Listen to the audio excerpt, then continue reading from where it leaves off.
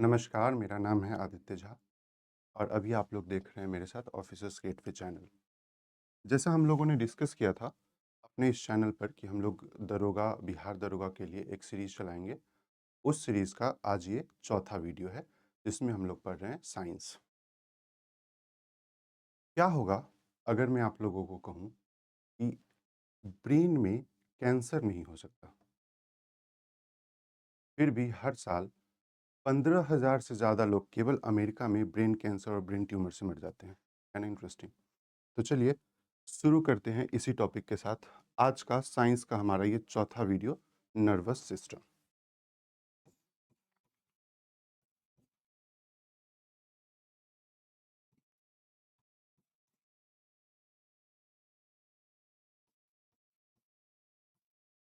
तंत्रिका।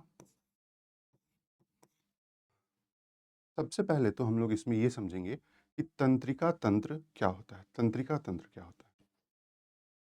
जो nervous system है ना, नर्वस सिस्टम, ये ऐसे समझिए कि नेटवर्क ऑफ नर्व्स है।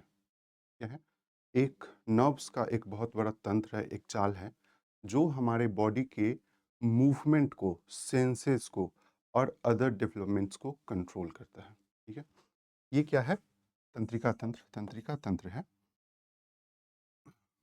एक नेटवर्क ऑफ नर्व्स। ये क्या करता है? नेटवर्क ऑफ नर्व्स कंट्रोल करता है। कंट्रोल करता है किस चीज को? कंट्रोल करता है, ये कंट्रोल करता है हमारे बॉडी के मूवमेंट को, सेंसेस को। ठीक है? इन सब चीजों को कंट्रोल करता है तंत्रिका तंत्र। लेकिन कैसे कंट्रोल करता है तंत्रिका तंत्र इन सब चीजों को? तंत्रिका तंत्र के ना जनरली दो टाइप हैं, जो मिलकर पूरा एक nervous system, complete nervous system तैयार करता है। जो तंत्रिका तंत्र का हमारा पहला हिस्सा है नर्वस सिस्टम का, उसको कहते हैं सेंट्रल नर्वस सिस्टम। ये है हम लोग का नर्वस सिस्टम। ठीक है? इसके दो पार्ट हैं। ठीक है? एक है सेंट्रल नर्वस सिस्टम, एक है पेरिफेरल नर्वस सिस्टम। ठीक है? इसको कहते हैं केंद्रीय नर्वस सिस्टम और ये है परिधीय। ठीक है? परिधीय नर्वस सिस्टम। नर्वस सिस्टम क्या है? तंत्रिका तंत्र।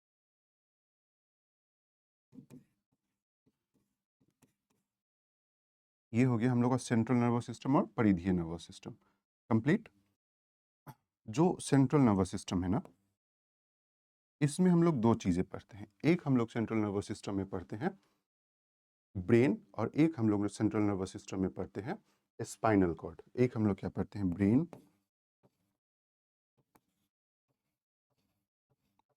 मस्तिष्क, और एक हम लोग पढ़ते हैं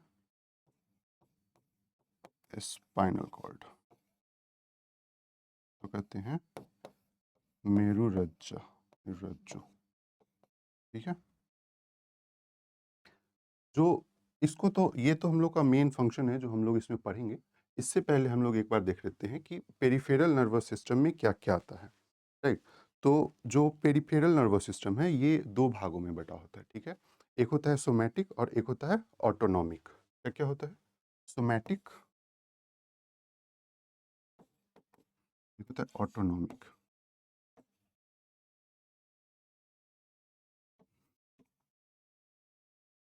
अभी सोमैटिक, सोमैटिक वाला क्या है? इसमें क्या होता है कि जो सेंट्रल नर्वस सिस्टम है, वो इन्फॉर्मेशन देता है, मैसेज देता है हमारे बॉडी को किसी भी मसल्स को या हैंड को हमारे मूव करने के लिए। ठीक है? ये ऑटोमेटिक नहीं चलता। ठीक है? इसे मैसेज आता है मूव करने का, तभी हम इसको मूव करते हैं, राइट? तो सेंट्रल नर्वस सिस्टम से, सेंट्रल नर्वस सिस्टम से इसको हम लोग कमांड करते हैं। ठीक है? सेंट्रल नर्वस सिस्टम से इसको हम लोग कमांड करते हैं। किसको मैसेज देता है सेंट्रल नर्वस सिस्टम से? ये स्केलेटन को हमारे। इसमें कौन-कौन से पार्ट आते हैं? जैसे मसल्स मूवमेंट,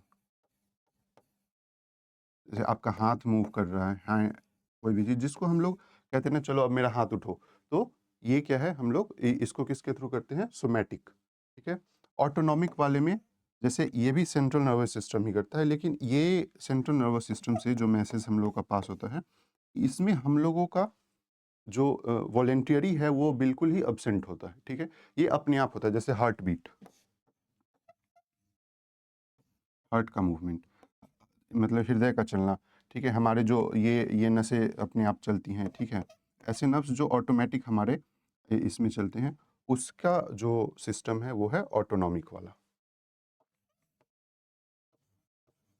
ठीक है। तो ये पेरिफेरल नर्वस सिस्टम का एक छोटा सा पार्ट था। अभी जो मेन हम लोगों का है वो है सेंट्रल नर्वस सिस्टम का, ठीक है।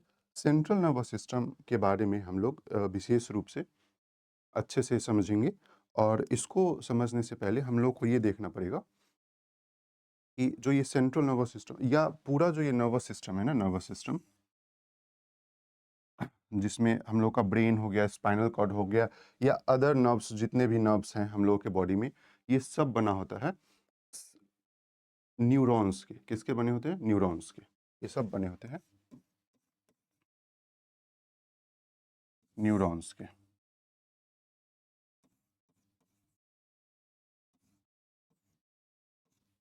ठीक है। अभी न्यूरॉन्स अपने आप में एक बहुत बड़ा टॉपिक है, जिससे स्टेट पीसीएस के एग्ज़ाम्स हों या बिहार दरोगा के एग्ज़ाम्स हो या अदर एग्ज़ाम्स हो, ठीक है, वो सब इसमें कवर हो जाते हैं। तो इसको देखने के लिए हम लोग अभी पहले चलते हैं अपनी स्लाइड पे, और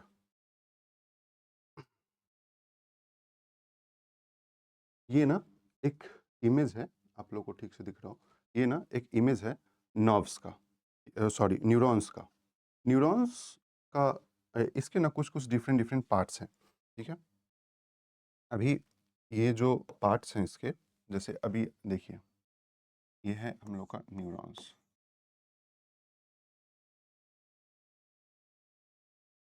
इसका इस पार्ट को सबसे ऊपर होता है इसमें डेंड्राइट, डेंड्राइट्स, ठीक है? ये इसका है केंद्रक, न्यूक्लियस। बाकी जो ये वाले पोर्शन है, ये है बॉडी, ठीक है? ये जो पोर्शन है, ये है एक्सॉन, ठीक है? डेंड्राइट्स, न्यूक्लियस, बॉडी, एक्सॉन, ठीक? ये इसका एक एंड पार्ट है। अभी होता क्या है, न्यूरॉन्स काम कैसे करता है हम लोग के बॉडी में? न्यूरॉन्स का जो फंक्शन है वो होता है इंफॉर्मेशन को कलेक्ट करके पास करने का। कैसे इंफॉर्मेशन कलेक्ट करता है? तो जो इसका डेंड्राइट होता है ना, डेंड्राइट, ये इसका रोल है इंफॉर्मेशन को पहले कलेक्ट करना। डेंड्राइट जो है, इसको हिंदी में द्रुमीकृता कहते हैं शायद। डेंड्राइट्स जो है, ये सबसे पहले इंफॉर्मेशन को कलेक्ट करता है। जैसे मान लीजिए आप किसी गर्म वस्तु के ऊपर हाथ रखते हैं, आपको कैसे पता चला कि ये वस्तु जो है वो गर्म है? तो डेंड्राइट्स जो है, आपके इंफॉर्मेशन को कलेक्ट करता है केमिकल फॉर्म में, ठीक है। यहाँ पे होती है एक रासायनिक क्रिया,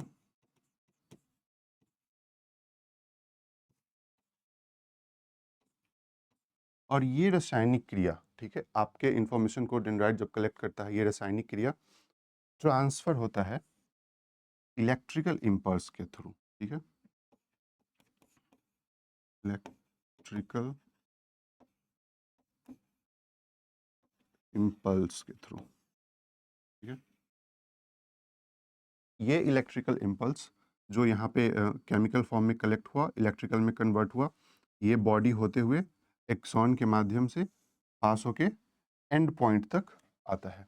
एंड पॉइंट पे, ठीक है, एंड पॉइंट पे आने के बाद ये फिर से केमिकल रिएक्शन में कन्वर्ट हो जाता है। क्यों कन्वर्ट हो जाता है? क्योंकि एक न्यूरॉन के बाद एक दूसरे न्यूरॉन में, यहाँ पे भी एक न्यूरॉन है, उसके बीच में एक गैप होता है। देखिए, ये ही सबसे इम्पोर्टेंट क्वेश्चन है इसका। मान लीजिए मान लीजिए कि एक न्यूरॉन है यहाँ पे मान लीजिए यहाँ पे एक न्यूरॉन है, ठीक है? इसके बाद दिख रहा है आप लोगों को? ये एक न्यूरॉन है, इसके बाद एक दूसरा न्यूरॉन है, ठीक है? यहाँ पे इसके डेंड्राइट्स ने कुछ इन्फॉर्मेशन कलेक्ट किया, ये पास होते हुए यहाँ पे आया एंड सेल पे।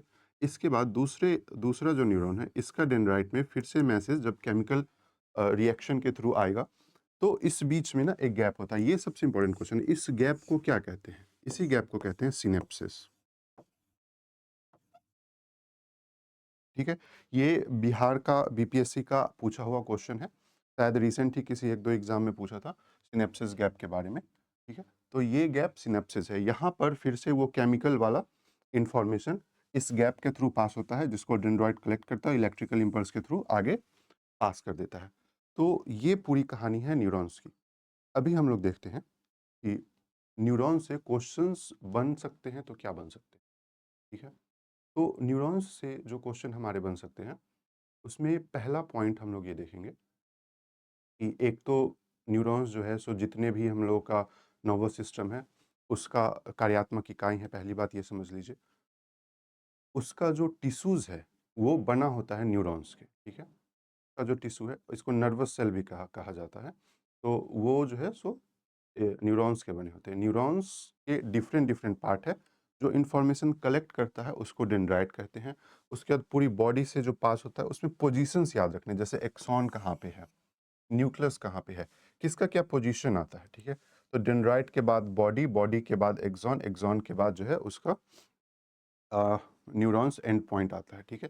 फिर उसके बाद नया वो शुरू होता है और उस गैप को क्या कहते हैं? सिनेप्सिस कहते हैं। एक क्वेश्चन, 2 क्वेश्चन ये याद हो गया कि शुरू डेंड्राइट से होगा, एंड जो है न्यूरॉन एंड होता है। उसके बाद बीच का पोर्शन उसका एक्सॉन है, उससे पहले बॉडी है। जो चेंजेस आते हैं वो आते हैं, आप ऐसे याद रखिए, केमिकल, इलेक्ट्रिकल, केमिकल, बस। केमिकल रिएक्शंस इलेक्ट्रिकल इम्पल्स में चेंज होगा, वो फिर से केमिकल में चेंज होता है, फिर से इलेक्ट्रिकल में चेंज होता है, तो ये प्रोसेस उसका चलता है। तो केमिकल से इलेक्ट्रिकल में कन्वर्जन, ये बातें हम लोग को इसमें देखनी है। इसके अलावा यहाँ पर कोई भी टॉपिक नहीं है जो हम लोग इसमें देखेंगे। न्यूरॉन्स वाली कहानी खत्म हो जाती है। अब अच्छे से हम लोग का शुरू होगा, वो शुरू होगा सेंट्रल नर्वस सिस्टम, ठीक है? चलिए हम लोग अब देखते हैं अपने अगले स्लाइड में क्या है। तो अगला जो हम लोग का स्लाइड है, वो है सेंट्रल नर्वस सिस्टम के लिए, ठीक है?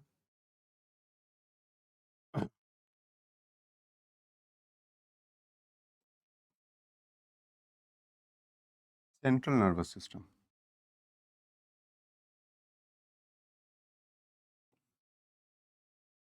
केंद्रीय तंत्रिका तंत्र।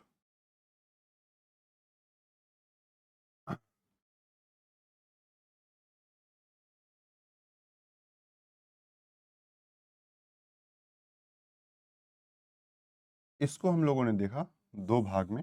एक तो हम लोगों ने देखा ब्रेन वाला, एक हम लोगों ने देखा स्पाइनल कॉर्ड वाला। अभी हम लोग जो देखेंगे वो स्पाइनल कॉर्ड से रिलेटेड वाला पोर्शन देखेंगे। तो इसमें जो सबसे इम्पोर्टेंट सेक्शन हम लोगों का है स्पाइनल कॉर्ड वाले में, वो है रिफ्लेक्स एक्शन, ठीक है? वो क्या है? रिफ्लेक्स एक्शन, प्रतिवर्ती क्रिया।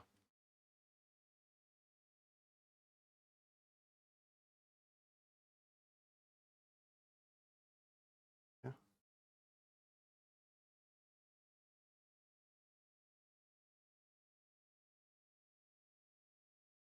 हुँ,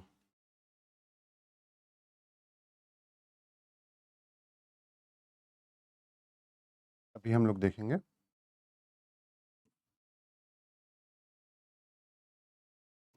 रिफ्लेक्स एक्शन। देखिए, कहने को तो इसमें जो क्वेश्चंस बनते हैं वो 2 ही क्वेश्चंस निकलेंगे जो एग्ज़ाम्स पॉइंट ऑफ व्यू से आते हैं। लेकिन उसको अगर आप चाहते हैं, ठीक है, कि सीधा क्वेश्चन जान लें तो 2 मिनट का काम है, 1 मिनट का काम है। लेकिन इसको ऐसे देख लीजिए कि वो क्वेश्चंस कभी आपको याद करना ही ना पड़े। देखिए, होता क्या है, जैसे हम लोग किसी भी एक गर्म पदार्थ को टच करते हैं, गर्म तवा आपने छू लिया, आग के ऊपर आपके हाथ पड़ गई, तो कैसे हम लोगों के पास इन्फॉर्मेशन कैसे आता है कि हम लोग उस हाथ को हटाएँ, है ना? ये सारा का सारा जो एक्शन है वो रिफ्लेक्स एक्शन में हम लोग रिफ्लेक्स करते हैं ना कि हाथ गर्म वस्तु पे पड़ा, फिर वो हाथ हम लोगों ने वापस लिया, तो कैसे हम लोगों को पता चला? तो ये जो हम लोग को पता चलता है, ये है रिफ्लेक्स एक्शन के थ्रू। अभी देखिए रिफ्लेक्स एक्शन का क्या है? रिफ्लेक्स एक्शन का जो मेन मुद्दा है, यहाँ से आपको आपके हाथ पे ये गर्म मतलब आपका हाथ किसी गर्म वस्तु पे पड़ा, जो मैसेज जा रहा है, इसको कहते हैं हम लोग सेंसरी न्यूरॉन्स, संवेदी।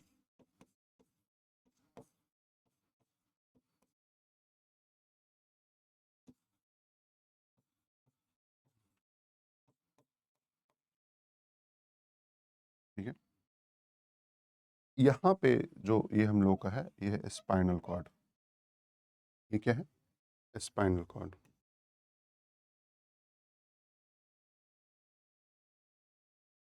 मेरुज्जा, ठीक है? इसको कहते हैं प्रतिसारण तंत्रिका, ठीक है? इसको सेंसरी न्यूरॉन, संवेदी तंत्रिका, ये हो गया प्रतिसारण तंत्रिका। इसके बाद है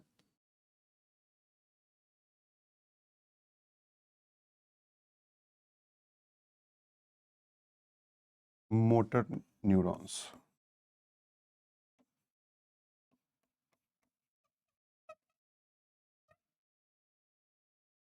ये है मोटर न्यूरॉन्स, और आर्म्स में हमारे पास होता है मोटर लगा, ठीक है? कार्यकारी जिसको कहते हैं। तो जो ये मैसेज है, हीट जो है, हमारे हाथ में संवेदी तंत्रिका जो है वो हीट को सेंस करता है, ठीक है? वैसे ही डेंड्राइट वाला कलेक्शन फिर वो आता है, और स्पाइनल कॉर्ड, इसमें क्वेश्चन क्या है? स्पाइनल कॉर्ड के पास मैसेज जाता है, ठीक है? स्पाइनल कॉर्ड जैसे होता है ना कि दिमाग के पास कोई भी बात या फिर ब्रेन कहता है कि हाँ भाई हाथ हटाओ, ऐसा नहीं होता। जो रिफ्लेक्स एक्शन है उसमें स्पाइनल कॉर्ड ही तुरंत कह देता है कि हाँ भैया हाथ में गरम लग रहा है, तुम हाथ हटा लो, बस खेल खत्म, ठीक है? ये मैसेज पास होने के लिए हम लोग को ब्रेन तक जाने की जरूरत नहीं है, ठीक है? समझ गए आप? ब्रेन का कोई रोल नहीं है। हाँ, बाद में एक मैसेज के तौर पे ब्रेन को बताया जाता है कि हाँ, हाथ किसी गर्म वस्तु को टच कर रहा था, बस इतनी सी इसमें बात है। तो जो इसमें हम लोग देखेंगे कि इसमें एक तो इसका सीक्वेंसिंग है कि पहले संवेदी सेंसरी न्यूट्रॉन आएँगे, फिर स्पाइनल कॉर्ड आएगा, फिर मोटर न्यूरॉन आएगा, फिर मोटर आएगा। जब मोटर के पास मैसेज आता है तो हाथ अपने आप पीछे हो जाता है। इसीलिए वो इतना फ़ास्ट है, क्योंकि ऐसा क्यों होता है कि ब्रेन तक मैसेज नहीं जाता है पहले? ऐसा होना चाहिए ना कि स्पाइनल कॉर्ड के पास आया, फिर वो ब्रेन को भेजा, फिर ब्रेन जो है उसको कलेक्ट किया और इसको भेजा, और फिर मतलब क्या कहते हैं, मोटर न्यूरॉन के थ्रू मोटर के पास गया, फिर हाथ वापस लाया। इसलिए ऐसा नहीं होता है क्योंकि इंटेलिजेंसी सब ब्रेन की इक्वल नहीं होती, ठीक है? इंटेलिजेंसी सब ब्रेन की इक्वल नहीं होती। तो एनिमल का अलग है, ह्यूमन का अलग है, सब ह्यूमन का अलग है, सब एनिमल का अलग है। तो इस प्रोसेस को होते-होते इतना समय लग जाएगा कि हाथ को या जो भी वस्तु गर्म वस्तु को छू रहा है उसको हार्म हो सकता है। इसलिए बॉडी ने खुद को इस हिसाब से डेवलप किया है कि रिफ्लेक्स एक्शन के थ्रू ये चीज़ें आपका स्पाइनल कॉर्ड ही मैसेज रिटर्न कर सके। तो इसमें क्वेश्चन ये बनता है कि रिफ्लेक्स एक्शन में, प्रतिवर्ती क्रिया में कहाँ से मैसेज वापिस आता है, ब्रेन से या स्पाइनल कॉर्ड से? तो स्पाइनल कॉर्ड इसका आंसर हो जाएगा, ठीक है? क्लियर है? तो सेंट्रल नर्वस सिस्टम का हम लोगों के पास 2 पॉइंट था।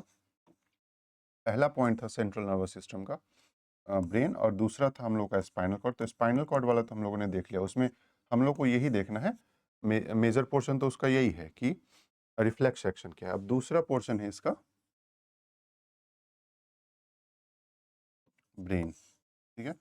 ये ब्रेन देखेंगे, और आप इसको ऐसे समझिए कि आपका ब्रेन का टॉपिक, एक तो पूरा नर्वस सिस्टम का आपका समझिए कि आपका टॉपिक कंप्लीट हो जाएगा। एक 10th का जो बुक है एनसीईआरटी का, उसमें एक चैप्टर ही है कंट्रोल एंड कोऑर्डिनेशन, ठीक है? उस चैप्टर में कुल इतनी ही बातें हैं और इसी बात को बहुत लेंदी तरीके से उसमें बताया भी गया है। आप इस वीडियो से ही आपको वो सारी बातें और सारे ऑब्जेक्टिव भी क्लियर हो जाएँगे जो किसी भी एग्ज़ाम में आएगा, तो आप इस वीडियो के माध्यम से उसको कंप्लीट कर सकते हैं।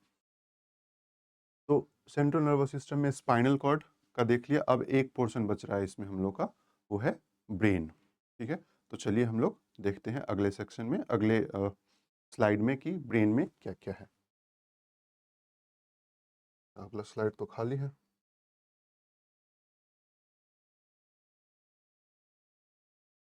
ये रहा।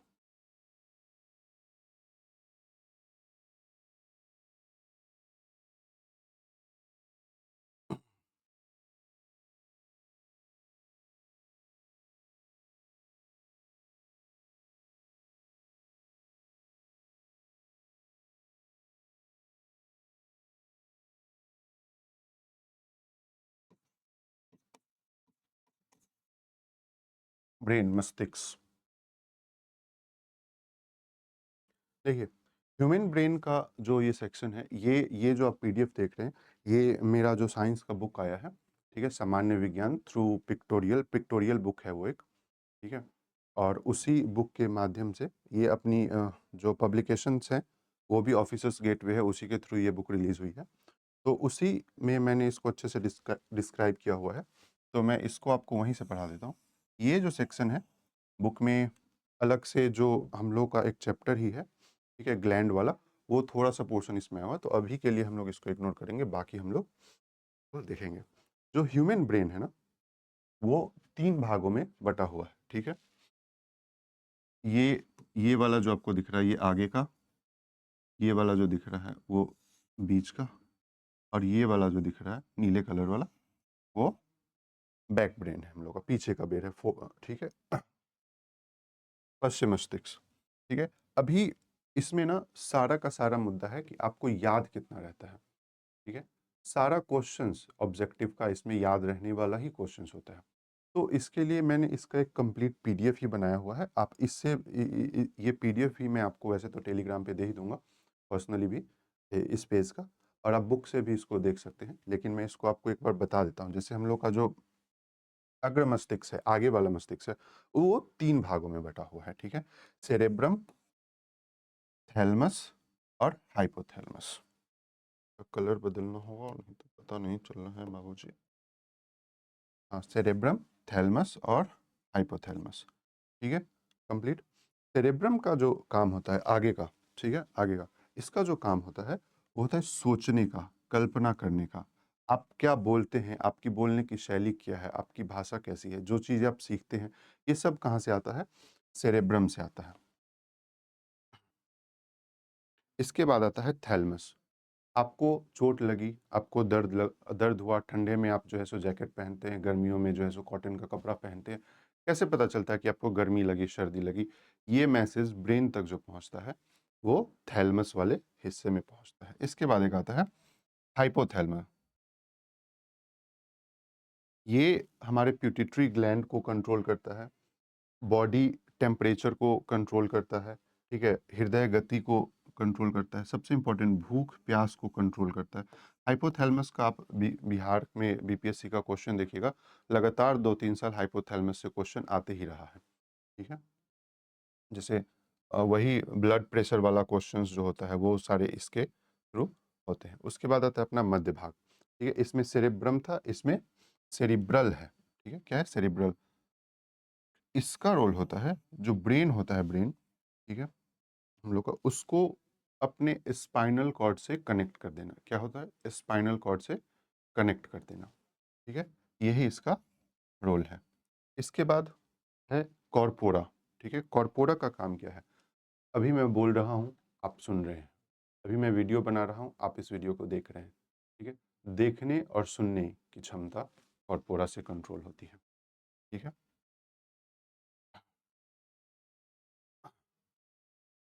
ऐसे ही जो पश्चिम मस्तिष्क है, उसका जो है उसमें है सेरेबेलम, ठीक है? पोन्स और मेडुला, ठीक है? इसके बारे में आपको सीधा-सीधा क्या कहते हैं, एनसीईआरटी में ही मिलेगा। जनरली आप कोई और बुक पढ़ रहे हों, जैसे आप कोई ल्यूसेंट या इधर-उधर की वन लाइनर्स बुक्स देख रहे हैं, तो उसमें शायद पोन्स के बारे में उतनी इन्फॉर्मेशन नहीं मिलेगी आपको, ठीक है? जो हम लोग का स्लीप साइकिल होता है ना, कि आप सोते हैं 11 बजे, 12 बजे, 1 बजे, 2 बजे, ठीक है? फिर 6 घंटे, 8 घंटे में आप उठ जाते हैं। ये जो कंट्रोल होता है, ये पोन्स के थ्रू होता है। सबसे इम्पोर्टेंट है, ठीक है? सेरिबेलम, आप शराब पीते हैं, आप तलमलाते हैं, ठीक है? बॉडी देखते हैं जो शराब पीकर घूमते रहता है, वो ऐसे सड़क पे घूमते रहता है, तलमला जाता है, गिरने गिरने की कंडीशन में होता है, नाले में गिर जाता है, वो क्या होता है? उसका सेरिबेलम उसके कंट्रोल के बाहर चला जाता है। आपके बॉडी को सही पोस्चर में रखना, सही तरीके से रखना, ठीक है? आपके समझ को आपके समझ के जगह पे रखना, ये काम है इसका सेरेबेलम का, ठीक है? तो ये डायरेक्ट एक क्वेश्चन ही है, बहुत सारे ऑब्जेक्टिव एग्ज़ाम्स में आपने देखे होंगे कि ओ मस्तिष्क का कौन-सा हिस्सा शराब पीने के बाद बॉडी नियंत्रण के लिए जो है ज़िम्मेदार होता है? तो वो होता है सेरेबेलम, ठीक है? मेडुला, इसका भी वही है कि आपका जो हार्ट बीट है, उसको कंट्रोल करना, उल्टियाँ आती है, उसको कंट्रोल करना, ठीक है ना? तो ऐसे करके ब्रेन का एक ये पूरा का पूरा पोर्शन है, जो आपको डायरेक्ट याद ही करना पड़ेगा, सिर्फ़ ये तो पढ़ लेने की बात नहीं है, कि ये आपको याद करना पड़ेगा। बाकी जो ये पोर्शन है ग्लैंड्स वाले और उससे निकलने वाले हार्मोन्स वाले, ये हम लोग अभी अपने किसी नेक्स्ट वीडियो में लेकर आएँगे। थोड़े-थोड़े और क्वेश्चंस हैं जो ब्रेन से रिलेटेड हैं, जिसको मैंने इस पीडीएफ में 8-10 7-8 क्वेश्चन जो मैंने इस पीडीएफ में कंसाइज़ करने की कोशिश की है। इसके अलावा आगे इसके किसी पेज में आपको इससे रिलेटेड पीवाईक्यू भी मिल जाएगा, जिससे आपको पता चल जाएगा कि ये पढ़ के हम लोग सारे एग्ज़ाम के क्वेश्चंस कैसे टैकल कर सकते हैं। जैसे छोटे-छोटे, जैसे सबसे छोटी ग्रंथि इसमें कौन है? तो पीनियल ग्रंथि है। सबसे छोटी ग्रंथि इसमें कौन है? तो वो पीनियल ग्रंथि है। ठीक है? सबसे बड़ी अंतःस्रावी ग्रंथि कौन है? तो थायराइड ग्रंथि है ना? मस्तिष्क का जो वज़न है, औसत वज़न वो 1300 से 1400 ग्राम का होता है ना?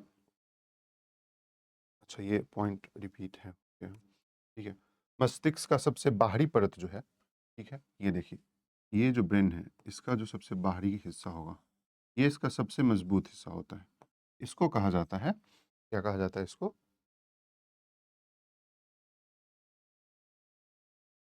Cortex, cerebral cortex,